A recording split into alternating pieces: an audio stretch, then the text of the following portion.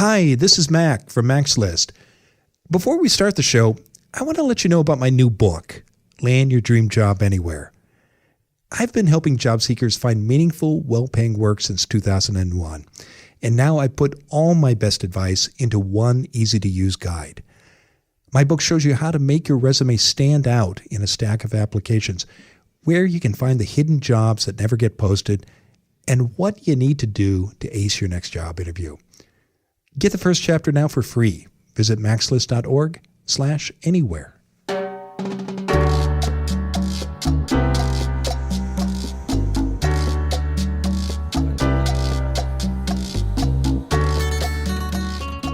This is Find Your Dream Job, the podcast that helps you get hired, have the career you want, and make a difference in life.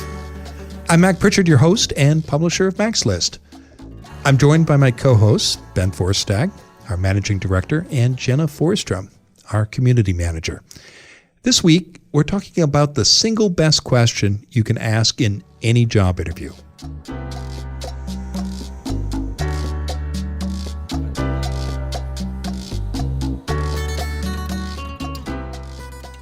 Before you go to a job interview, you need to have your own questions ready about the position.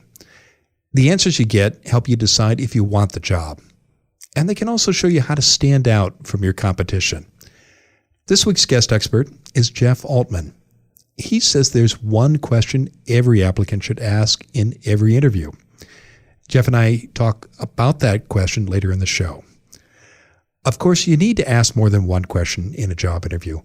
Ben Forstag has a list of 10 questions to keep in mind the next time you meet a hiring manager. He tells us more in a moment. You found a job that you want, however, no salary is listed, or the salary is too low. What do you do next? That's our listener question of the week. It comes from Kristen Pfeiffer in Portland, Oregon. Jenna Forstrom offers her advice shortly.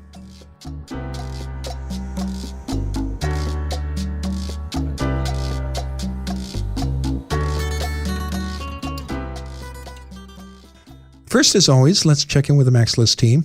So, Jenna, Ben, this week we're talking about questions applicants should ask in interviews, and our guest expert actually has one question that he says you should always ask.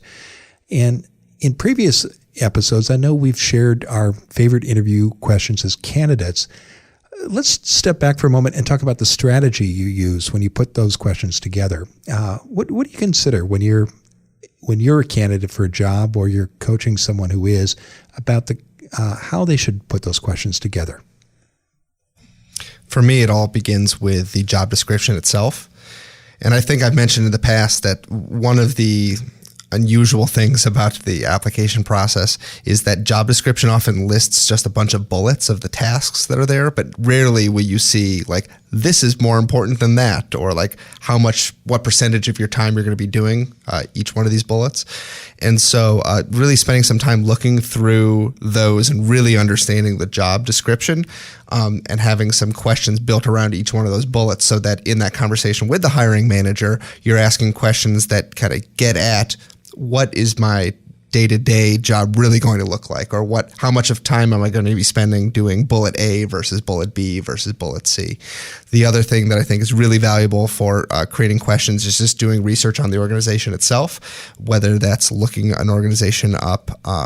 If they're a publicly traded company, you can find out a lot of information through their quarterly reports, or if it's a nonprofit organization through Charity Navigator, just figuring out what the big picture finances are of the organization, who the key leaders are, what kind of big projects are they working on, and even down to what kind of language they use to describe themselves. I think that kind of research will really help you shape good probing questions that make you look like an engaged, well-informed candidate for the position.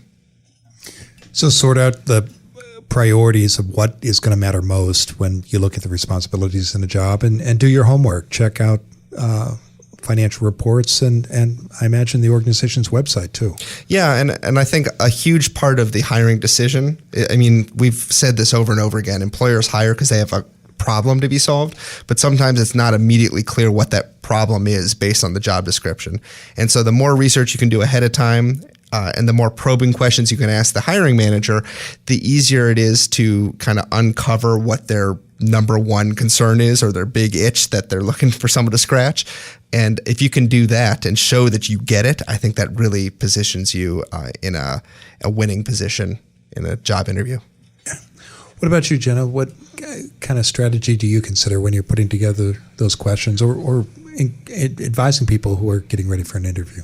Yeah, similar to Ben, it starts with the job description, and I tell my friends to print out a job description and bring it with you with notes written on it, because I think it's a great visual cue to whoever you're interviewing with, like, hey, I'm the type of person that is taking this job seriously.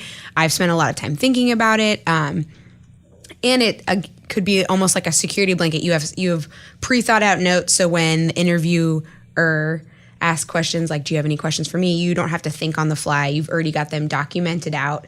And it can be casual things. So, the job description has the location of the organization. So you can say like, oh, like I took TriMet here or Max, or do most people ride their bikes? So you can get a sense of company culture, and it's a very casual question. Like, and maybe you'll find out about benefits like, oh yeah, this organization has a bike share program or discounted Max passes, just little things like that can give you clues. And then on top of that, find out who you're interviewing with, get a name. If it's a panel, try to get who all those people will be. And sometimes organizations don't tell you. They'll be like, oh, it's, a large panel, or, hey, you're going to interview with these 3 people. It's HR, it's your manager, and it's one coworker. And try to find them out on LinkedIn. I think when I interviewed with Ben, somehow I found out he had gone to like Kenya recently, and that was one of my questions, like, ask Ben about Kenya, just because I love to travel, and it was like an easy icebreaker question, like, oh, yeah. I saw you went to Kenya. It was a way to make a personal connection. Yeah, exactly. So if you on LinkedIn have the same alma mater, are part of the same professional network, anything can help, build bridges. Yeah, every now and then I would run across a University of Iowa graduate, a fellow Hawkeye, and that almost seemed to always create an instant bond. Nice. Yeah. Well, good advice, and I really like your point, Jenna, about finding out who's on the interview panel so you can make those personal connections, and your main point too, Ben, about problem solving, that employers are looking for people who can solve problems. For me, 2 principles really apply. One, you don't want to ask any questions that you could find the answers to on a website, or you don't have to do encyclopedic research, but you should do the basic research.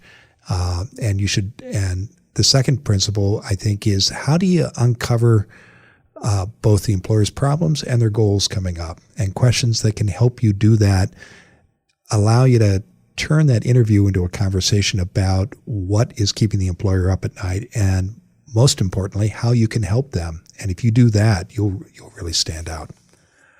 Well, terrific. Well, let's turn back to you, Ben, because every week you're out there searching the nooks and crannies of the internet, and you're looking for those websites, books, and tools our listeners can use in their job search and their career. So what have you uncovered for us this week? So this week I have a resource from one of my favorite career experts. Okay, who would that be? This is a guy who I know well and I really admire, and I think he's got some very astute insights. I also know his wife, though, and she probably has very different opinions about him. I think I'm being set up. It's not you, Mac. It's actually me. Are you setting up your I was going to say you had a career crush on somebody, but so we're in the land of narcissists here. Yes. I'm a relative newbie in the career development field, but this is a blog post I recently wrote that is completely appropriate for today's show topic, so I thought I'd share it with our audience. And it's a blog post on the Maxis blog, and it's called The Questions You Should Be Asking at Your Next Interview. It's by Ben Forstag. That's me. Wow, this took a lot of effort to discover. It did. Did a reader write you in and said, hey, you should share this resource? So, boy, you've been out there poking around the nooks and crannies of the internet hard this week. All right, so we're going to stop giving you grief. All we ask is that you put down that mirror, and then we'll move on. I'm someone who lives in the zeitgeist of the Find Your Dream Job podcast. I'm just one with the themes this week. So, as we've said, at almost every interview, you're going to have that one moment where the interviewer says, now, do you have any questions for me? And I'll say, I've been an interviewer before, and there are plenty of times when the candidates say, nope, no, I'm good, and that's the end of the interview. And I'm actually shocked by that because I want them to ask me something. It shows interest in the position. It shows some engagement, some desire to have a conversation around it. So I put together 10 good questions that I think are appropriate in just about any job interview situation. And I'm not going to go through all 10 of them, but I'm going to list my top 3. The first one is, what is the most valuable thing I could do for you in my first 60 days of employment? And again, this gets back to the idea of there's some itch that employer has, and oftentimes it's a very immediate need that they want help with. And it might not be stated as such in the job description, but if you can figure out what that is and position yourself as the person who can solve that problem, that's huge. Number 2, can you tell me about the team I'll be working with? And I like this one because I think sometimes we think about employment as it's just they're hiring me and I'm going to work like autonomously or I'm going to work by myself. But in almost every organization, you're going to work with a team. And increasingly, teamwork is one of these soft skills that employers are looking for. But it's hard for them to really quantify or measure teamwork. And so being proactive with that question, showing some interest in the other folks who work there, both positions you as a good team player, but also gives you a sense of the office culture and whether you'll be a good fit. Any warning signs you're looking for in responses to that second question about teams? Me personally, no. I mean, I actually have never had anyone ask me this question. And part of that might be I've always worked with very small organizations where the team was me. But I think, what you might be afraid of is like someone who, if it's a very team-oriented organization and someone who shows very little interest in teamwork, that's going to be a red flag for the employer. And the third question, this is actually my favorite of all, is we haven't talked about X. Can I tell you more about my experience in this area? And X here is a variable for some skill that you've identified from that job description. Employers and people who do interviews, they're humans. They make mistakes. They lose track of time. They forget to ask a question. If there's some really valuable skill related to the job description that the interviewer has not probed you on and not asked you about, it's up to you to make sure that you've presented all the reasons why you're the best candidate here. And so you can use the opportunity when you're asking questions essentially to pivot back to yourself. Like, can I tell you more about this thing that you didn't ask about? And I think that is so important. And I think just about every job seeker should be asking this kind of question when they're given that prompt in an interview. Good. Well, excellent advice, Ben. And any other points you want to add or from the blog post? Just that the URL will be available in the show notes. Okay. Well, terrific. So thank you, Ben. And if you have a suggestion for Ben beyond our posts on the Max List blog, we would love to hear from you. Actually, it's good advice, and I encourage people to check out the post, not only to review those 3 questions, but the other 7 are terrific. So please write Ben, and his address is ben@maxlist.org, and we would love to share your idea on the show. Now let's turn back to you two, our listeners, and Jenna Forstrom is here, our community manager, to answer one of your questions. Jenna, what's in the Max List mailbag this week? Today's question comes from Kristen Pfeiffer, who asks, Hi, Max List people. This is Kristen. I am calling first to say I love your podcast and your website. I've been utilizing it for months. I haven't had any successes yet in terms of landing the job. However, I do feel much more confident about what I'm putting out there and how I'm putting myself out there, and just feeling more like a problem solver versus a job seeker, and I think it's going to lead to something wonderful. Anyway, I have sort of 2 questions. The first question is that should I even bother applying for positions that are definitely below the salary range that I would be looking for? I know that I'm in social services, so looking into nonprofit jobs. Typically they're, related to contracts, and that there are certain restrictions in terms of these positions. And so I'm wondering if I should even go through the process, and, waste my time or their time, if the salary that is advertised is low. My second question, it's sort of related, is that what if the salary is not even posted? I listen to your show a lot, and I hear a lot about, don't ask too early about salary, especially not round one interviews. But if the salary is not posted, and it's, it's not the only thing about the job, but it is a pretty important aspect. So when is a good time to actually ask if it's not mentioned?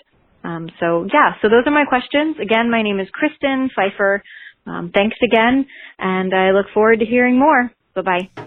So thank you so much for calling in. And we're going to tackle both these questions a little bit separately. So what to do if the salary is posted and it is too low. And I would say if it's too low for you to survive, like you're a family of 4 and it's just, you'd be eating tuna and ramen, just don't apply. Don't waste your time. Don't waste the organization's time. If it's a couple $1,000s less than what you're expecting, I would do a gut check. Is there other ways that the organization can make up for that lack of salary, like childcare, transportation, tuition reimbursement? Do they have like a fast track management program where everyone in the organization starts at an entry level position, but you've been flagged or they've reached out to you and they want to fast track you, and so in 6 months to a year, you're going to be making significantly more than that. Is that something that you're willing to take a risk on? But ultimately, it's up to you and your situation. And organizations are really great at working with you, especially if they're reaching out to you or you've gotten farther along in the interview process. As the organization is weeding out candidates and you're still in the running, you're becoming more and more desirable. So take some time and work with them. There's a really great podcast that we do with Jeff Weiss, who talks about the art of negotiation and making it less emotional and more like, this is what I bring, this is what you bring, this is my make or break points. So kind of just being open and authentic and real with the hiring manager is the best way to do that. If the job posting doesn't have a salary, we talk about this all the time, do your research, salary.com, glassdoor.com. But I know we talk about not mentioning it in the first interview, but I think kind of doing the informational ask around, if you know someone who works at the organization, kind of do that sidebar. But I think second interview and on, it's totally okay to ask. We haven't talked about salary. Can you at least tell us if we're in the same ballpark? I want to be respectful of everyone's time, and, that's my thoughts. Mac and Ben, you got some more thoughts? So I think part of it is when you're talking about a low salary, how low? And is this 10% lower than the minimum you could accept? Is it 30% lower than the minimum you could accept? I think if you're within striking distance, then you might consider, and you're interested in the job, you might consider applying with the thought that in many cases there is some stretch room there for salaries. It might be different for government jobs or for certain kinds of contract or grant-based work, but most organizations are willing to stretch a little bit if they feel like they've got the right candidate. If the difference between your minimum and their maximum is $30,000, you're probably not going to close that gap there, but give yourself a little bit of room to operate and wiggle there. In terms of if there is no posted salary, I actually think at the end of that first interview, if you feel like it was a good interview, it is okay to say, you've not actually listed the salary for this position. Can you give me a range of what you're looking for? And you're not holding the employer down to any specific number there, but they're giving you a low and a high end range there. I think if you've invested the time to apply and they've invested the time to meet with you for an hour, at that point, it's completely acceptable to have that question asked. If they didn't answer that question after the first interview, I think that says something about the organization, or at least their interest in you as a candidate. Mac? I agree with both of you. I would say on the low salary question, it really depends. You've got to pay your bills, and there is some minimum figure you need to meet. I don't know what yours is, Kristen. I wouldn't expect to, but you've got that number in your head. And if you can afford to, and you know what that is. So operate on that basis. Sometimes it may make sense to take a cut in order to have a great professional experience, or to work with an employer who has been a dream employer for some time. I know I've talked on previous episodes about how I took a pay cut to work for the governor of Oregon, and I did it because I wanted to have that experience, and I did it because my wife was gracious enough to put up with that. So I was a lucky guy, both to have the offer and to have a supportive spouse and the income that allowed me to take a pretty serious cut. But it paid off in the end because it led to other opportunities and better paying jobs down the road. Not everybody has that privilege. But if you are fortunate, you might consider it from that perspective. Regarding salary, if it's not listed, I'm not sure what Kristen is referring to. I'm guessing it's on the negotiation. You probably don't want to bring up the salary right away. And I think your advice, Jenna, about the research and the resources that are out there is spot on.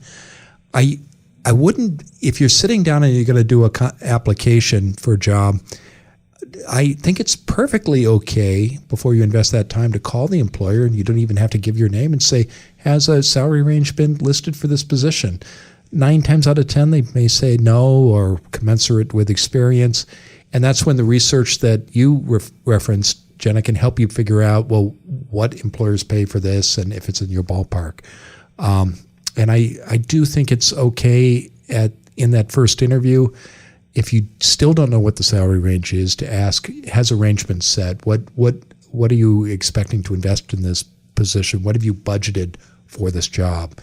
And you may get an answer, which will help you make that decision. Well, thank you both, and thank you, Kristen, for the question and the kind words about MaxList. We're happy to be of service to you. If you have a question for Jenna, please email her. Her email address is easy to remember. It's jenna@maxlist.org. Or call her listener line. That number is area code 716-JOB-TALK. That's 716-562-8255. If we use your question on the show, we'll send you a copy of our new book, Land Your Dream Job Anywhere, or a MaxList coffee mug. It's your choice. And we'll be back in just a moment. And when we return, I'll talk with this week's guest expert, Jeff Altman, about the single best job interview question ever.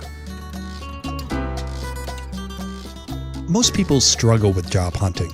The reason is simple. Most of us learn the nuts and bolts of looking for work by trial and error. That's why I produce this podcast, to help you master the skills you need to find a great job. It's also why I wrote my new book, Land Your Dream Job Anywhere. For 15 years at MaxList, I've helped people in Portland, Oregon find meaningful, well-paying, and rewarding jobs that they love. Now, I put all of my job hunting secrets in one book that can help you no matter where you live. You'll learn how to get clear about your career goals, find hidden jobs that never get posted, and ace your next job interview. For more information and to download the first chapter for free, visit maxlist.org/anywhere. Now let's turn to this week's guest expert, Jeff Altman. Jeff Altman is known as the big game hunter, and he's helped organizations find leaders, employees, and consultants since 1971. In this role, Jeff's evaluated almost 700,000 people and filled more than 1,200 positions. Jeff also publishes the No BS Coaching Advice newsletter to help job hunters, HR professionals, and business owners make better staffing positions. And he's the author of 8 books about job hunting and the host of the Job Search Radio podcast. He joins us today from Asheville, North Carolina. Jeff, thanks for being on the show. Thank you for having me on. I really appreciate the invitation. Well, it's a pleasure. Now, our topic this week, as you know, Jeff, is job interviews. And there is, you say, one best question every candidate can ask a hiring manager. Before we get into that, though, let's start with the interview process and talk about job interviews. Most of them are pretty formal, structured conversations, aren't they? Invariably, they have a format to them. The job hunter walks in, immediately surrenders their power to the interviewer at the door. They sit down, the interviewer asks that immortal question, so tell me about yourself and what you've been doing professionally, or something to that effect. It's right out of the interviewer open-ended question playbook. And after playing interview karate, for about 10 minutes, and by that I mean the interviewer throws a question, the job hunter puts up a block, another question, a hip roll, back and forth for about 10, 15 minutes until they get to the objective evaluation part of the interview. And either you have the skills or you don't. And that's invariably part of what an interviewer is assessing for. But then they come to the magic moment. So, do you have any questions for us? At which point you ask about the job. And they tell you, and invariably you say, sounds great, terrific, we'll get back to you. That's a pretty standard interview, isn't it? It is. But you say there's a better way, there's a better process, and it starts with a question.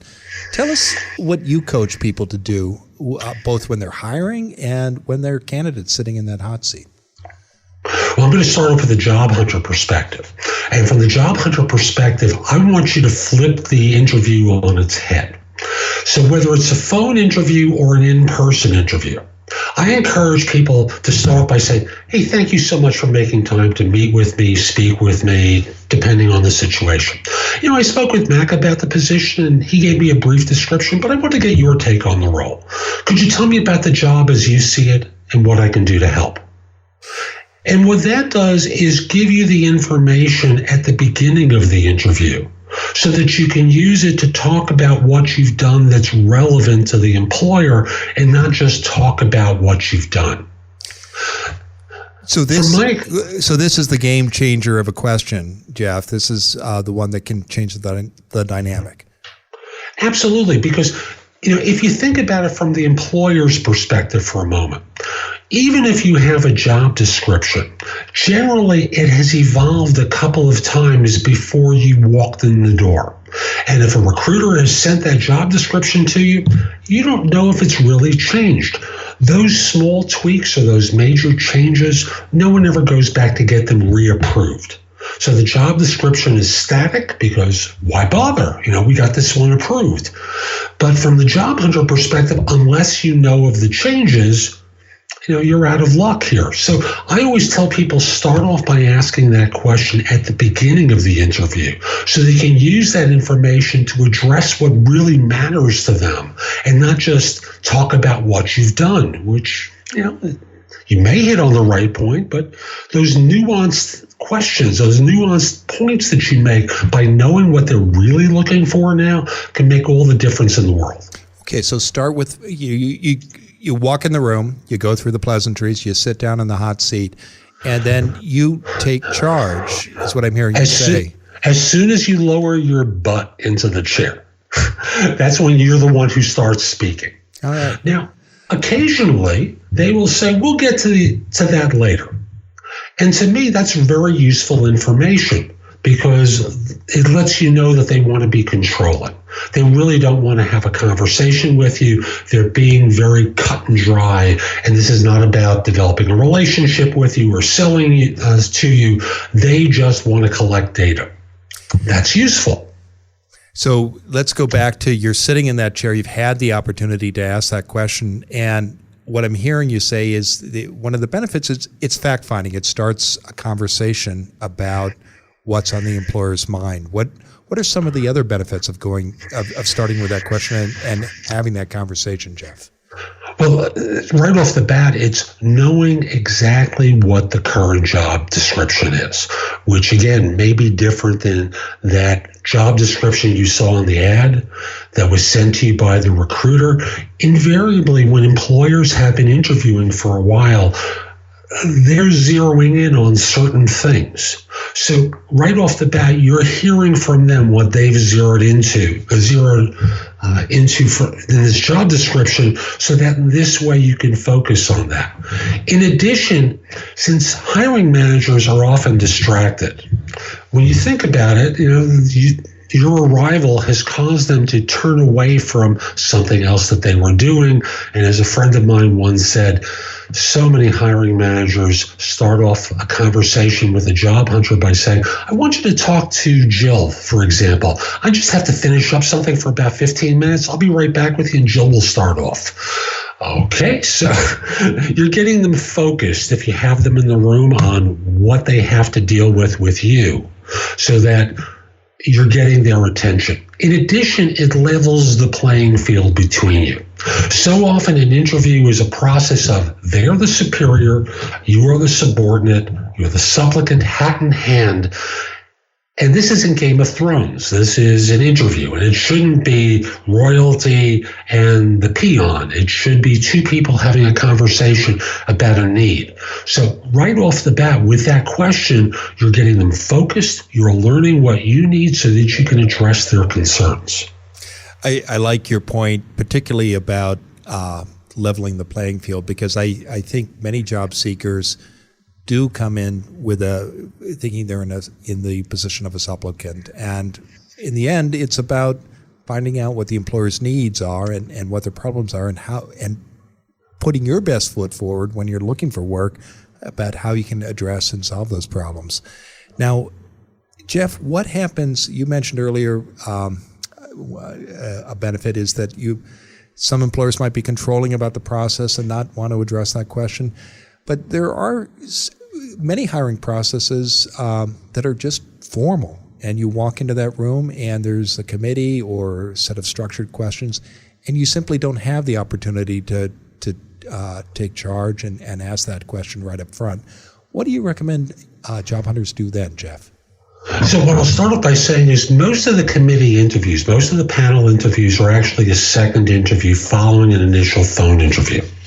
Occasionally, the panel is the first.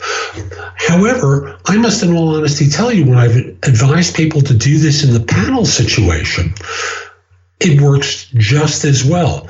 Thank you for making time to meet with me today. I appreciate you carving out time on all of your calendars to sit down and evaluate my credentials.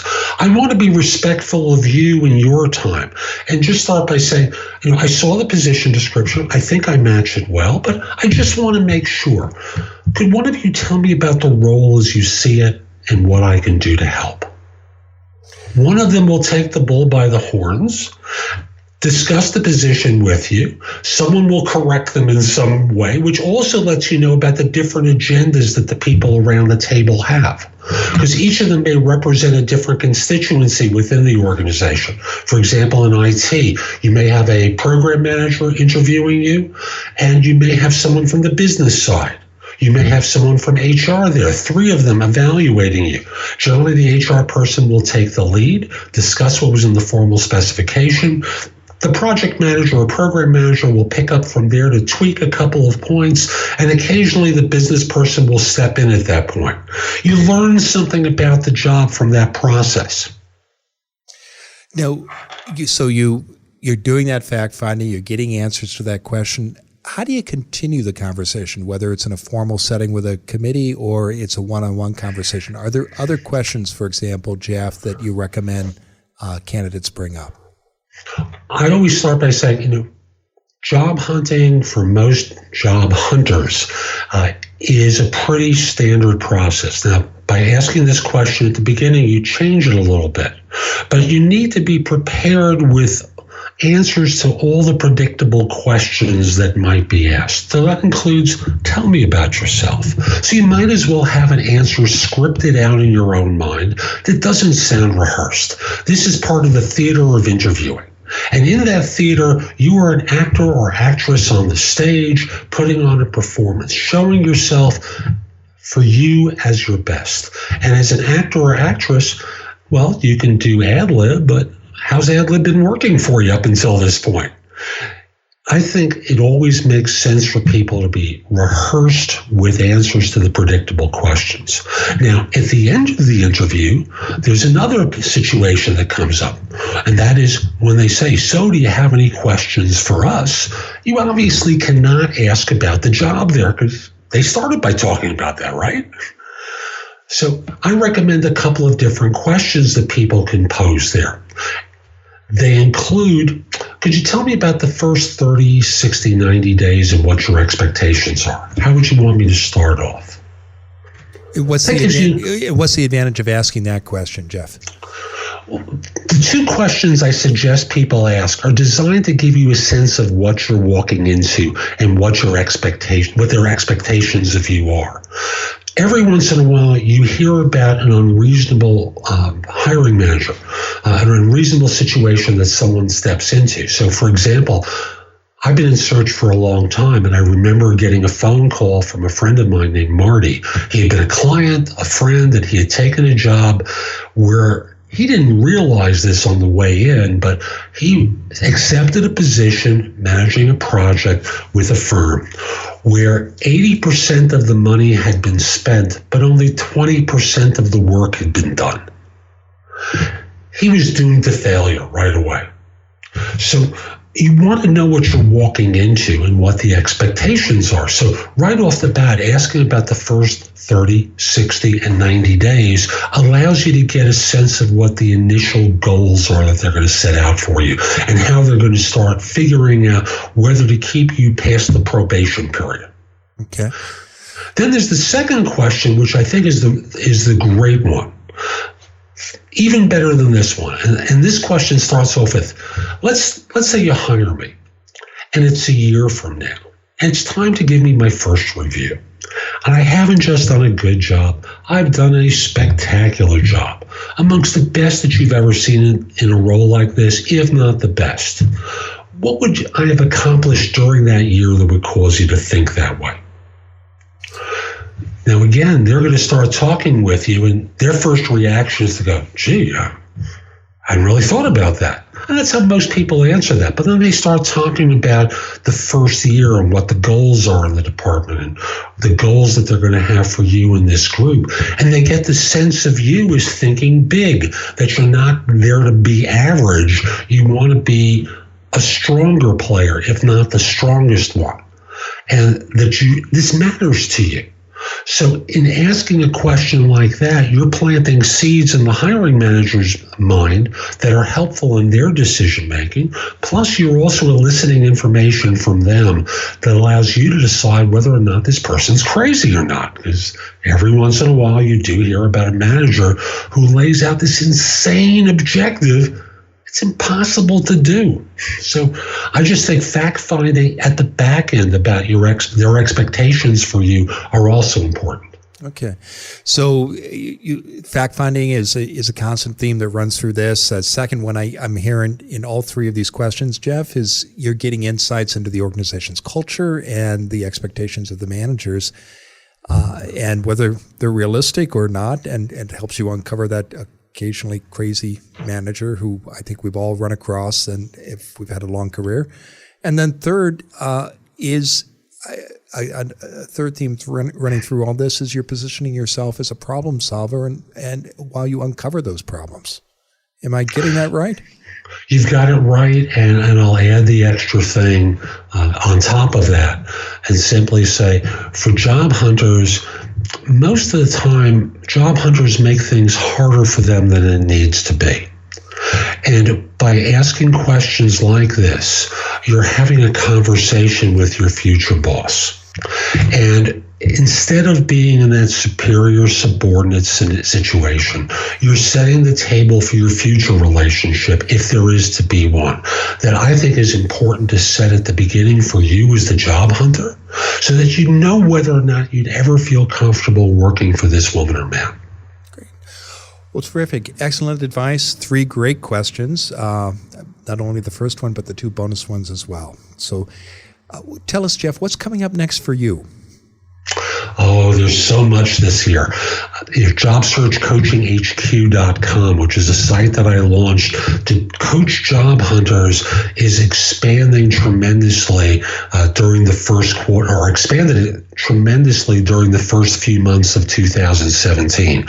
So I've been taking on new coaching people to help people with their job search. Plus, the site has great information that I've curated of my own and from around the web, with permission, of course, that's going to help people find work more quickly. So again, the site is JobSearchCoachingHQ.com. I had a chance to visit the site this weekend. It's a very good one. So we'll be sure to include links to the site and your other resources in our show notes. Jeff, thanks for being on the show this week. My pleasure. Thank you for having me on. And folks, I hope I've been able to help you. All right. It's been a pleasure having you. Take care.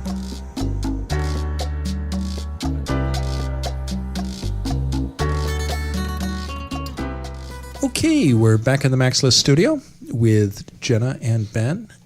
Now, tell me, Jenna, why don't you lead off this week? What were your impressions of my conversation with Jeff? I thought it was really great. I liked how he gives this sense to the job hunter, like it's like you're in control, take command, engage in a conversation, feel out the company culture, and if they're willing to engage with you or if they're on a fact-finding mission, and adjust accordingly. And I halfway through the conversation, I was like, because this is a podcast and it's not visual, but I was like, man, if you could capture his interview skill set with like Vanessa Van Edwards' body language, like you are golden for like any interview. Like if you can practice those two things, like commanding an audience with strong visual body language, like nothing in the world could stop you. But it was just very personable the way he was talking. Very personable, and I like his message that job seekers should take charge. Obviously, you need the employers running the meeting, but you can come in with your own questions and your own agenda, and it should be a two-way conversation. Yes. Along those same lines, I liked how he encouraged folks to ask questions right up front and not wait until you're prompted by the interviewer. I guess I've never really thought about that, right? It does put you in a subordinate position just waiting to be asked if you have any questions. But I think he presents a very viable, very nuanced way to introduce a question right off the bat. As he said, as soon as you put your butt in the seat. I thought that was a really good point. I like that too. And again, the more you can put yourself into a conversation, I think, with an employer or hiring panel, and talking about panel problems is, I think, the perfect way to do that. And Jeff's questions allow you to uncover those problems. The more successful I think you're going to be. So lots of good food for thought from Jeff. Well, thank you, Jeff, for joining us on the show this week. And thank you, Ben and Jenna, for your feedback. And thank you all, our listeners, for joining us for today's episode of Find Your Dream Job. If you like what you hear, please sign up for our free weekly newsletter. In every issue, we give you the key points of that week's show, and we also include links to all the resources mentioned, and you get a transcript of the full episode. If you subscribe to the newsletter now, we'll send you our job seeker checklist. In one easy-to-use file, we show you all the steps you need to take to find a great job. Get your free newsletter and checklist today. Go to maxlist.org/podcast. And join us next Wednesday when our special guest will be Meg Giuseppe. She'll share with us LinkedIn secrets we all need to know. Until next time, thanks for letting us help you find your dream job.